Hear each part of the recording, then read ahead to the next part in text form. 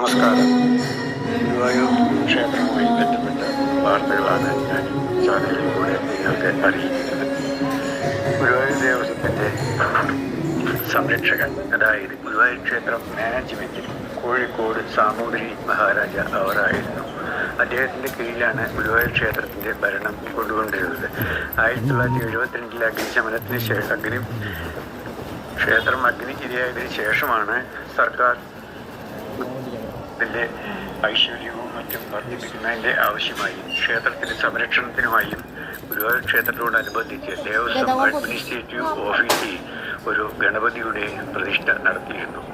ഉഗ്രമൂർത്തിയായ ഈ ഗണപതിക്ക് മഴയും വെയിലും എല്ലാം കൊള്ളത്തക്ക രീതിയിലാണ് മേൽപ്പുരയില്ലാത്ത ക്ഷേത്രം നിർമ്മിച്ചത്.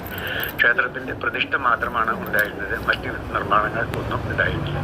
ഇക്കാലത്ത് ക്ഷേത്രത്തിൽ 4 ഭാഗം മതിൽ കെട്ടി ആൾക്കാരെ തൊടാത്ത വിധത്തിലാക്കി കിഴക്കേ പുഷ്പകം നമ്പീശന്മാരാണ്. ഇന്നും ക്ഷേത്രത്തിൻ്റെ ഭരണത്തിൽ ഗുരുവായൂർ ദേവസ്വം